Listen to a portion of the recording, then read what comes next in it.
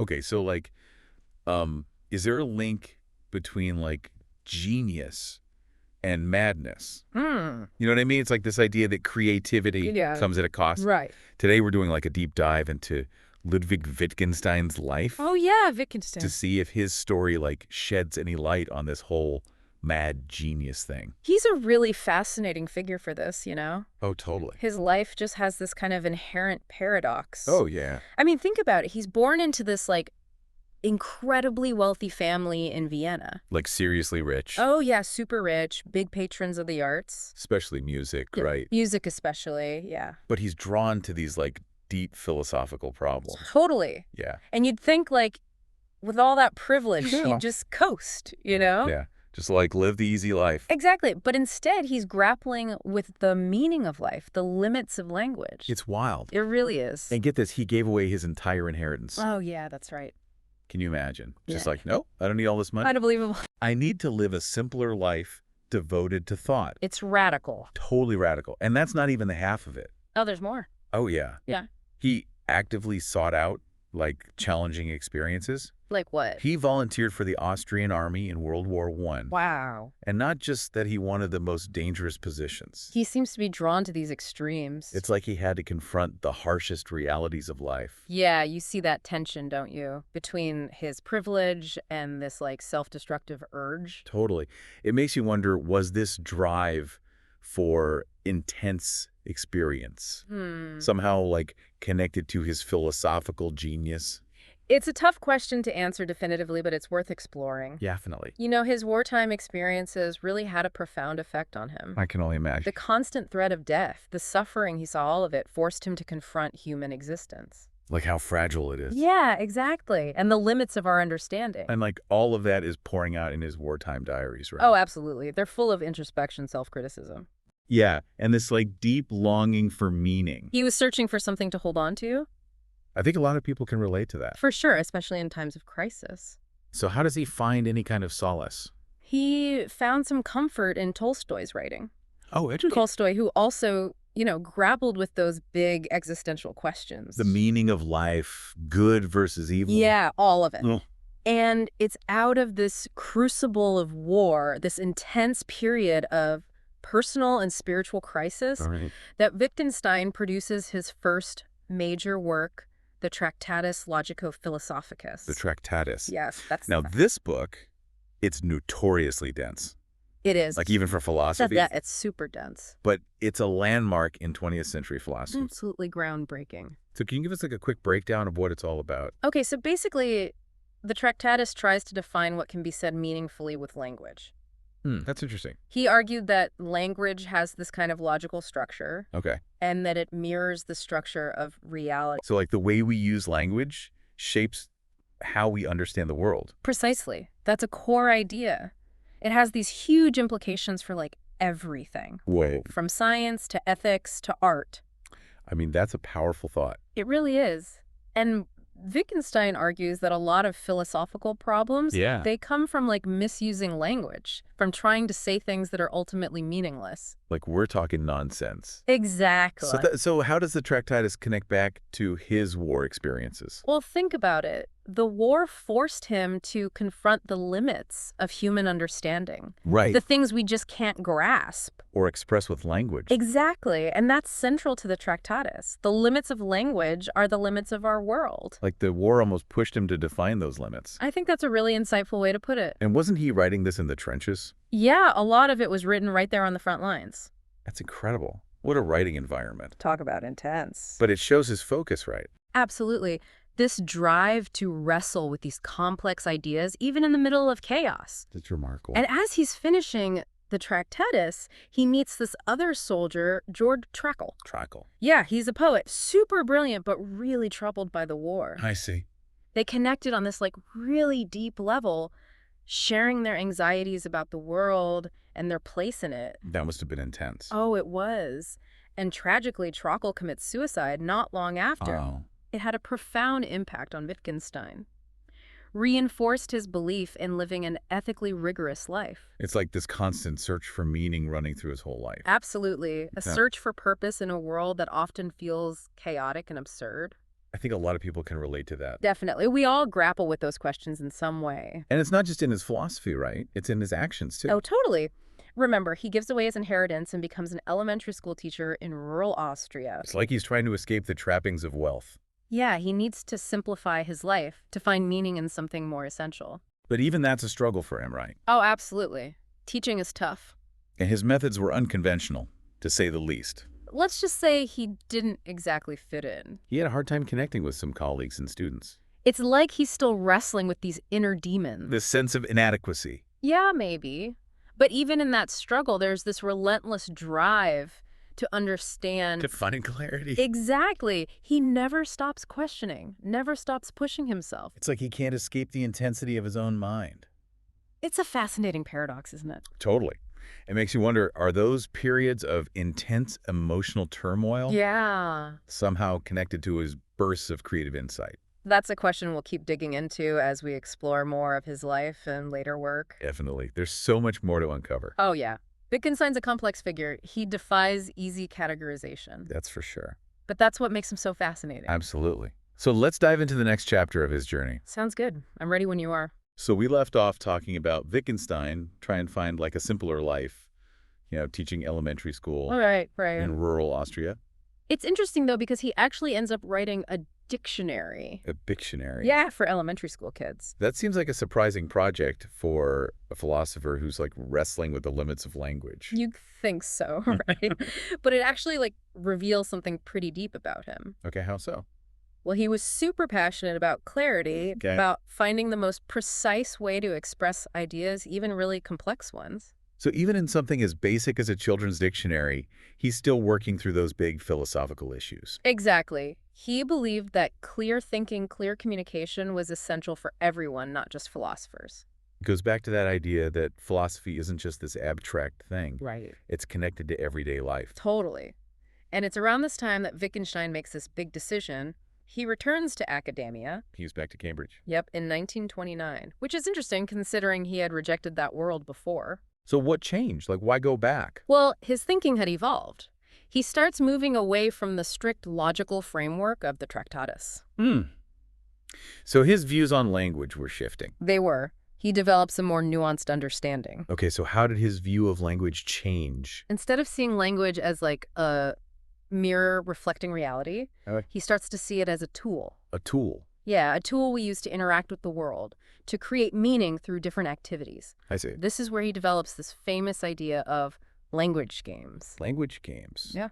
Okay, I'm intrigued. What's that all about? So imagine the word red, right? Okay. It functions differently if you're describing an apple versus warning someone of danger. Right, or like in a board game. Exactly. Yeah. The meaning isn't fixed in the word itself. It depends on the context. Yes. Yes. The context, the rules, the actions involved in each situation, those are what he called language games. So he's saying language doesn't have this single objective meaning. Right. It depends on how we're using it in a specific situation. Precisely. And this challenges the traditional view that language is primarily about representing the world accurately. It's a lot more dynamic than that. Much more. And multifaceted. So this shift in thinking this must have had a huge impact on his whole approach to philosophy. Absolutely. It leads him to reject the idea that there's a single objective truth accessible through language. And instead, he emphasizes understanding the different ways language works in our lives. Okay, so it's less about finding the one right answer and more about recognizing the different ways language functions. Exactly. It seems like he's moving from this very logical, almost mathematical view of language to something more practical, even anthropological. I think that's a really good way to put it. He becomes increasingly interested in the social and cultural aspects of language, how it shapes our thoughts and actions. This is fascinating. So with this new perspective on language, did his views on the relationship between genius and mental illness change at all? That's a great question. While he didn't explicitly address the mad genius question in his later work, his evolving view of language suggests a more complex understanding of the human mind. Okay. He saw our inner lives, our thoughts and emotions as deeply intertwined with how we use language. I see. This suggests that maybe creativity and mental illness aren't these opposing forces, but rather different aspects of a multifaceted human experience. So instead of seeing genius as separate from or even opposed to mental illness, he might have seen them as different expressions of a complex inner world. That's a really insightful interpretation, and it aligns with his later emphasis on individual experience and the diversity of human perspectives. Okay, I'm with you. So this return to Cambridge, this marks a new chapter for Wittgenstein, right? It does. So how is he received when he goes back? He quickly becomes a prominent figure. He's drawing students from all over the world. Really? Oh, yeah. His lectures are legendary, although he was known for being a demanding and intense teacher. Oh, yeah, I've heard stories. Picture him like pacing back and forth, chain smoking, grilling his students with these relentless questions. He sounds intimidating. Oh, he could be, but brilliant. He wasn't afraid to challenge anyone, even the leading thinkers of the time. I've heard about his debates with some of the big names. Oh, yeah. He had these famous exchanges with Alan Turing. Turing, the computer science pioneer. The one and only. They clashed over the nature of mathematics. How so? Turing had this very formal algorithmic view, Okay.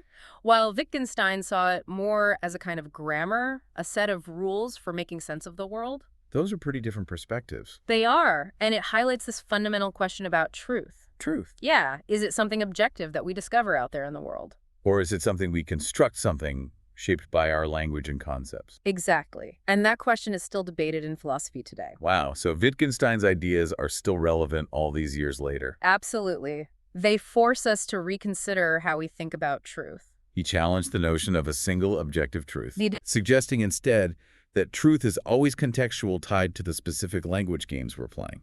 That's a pretty radical idea.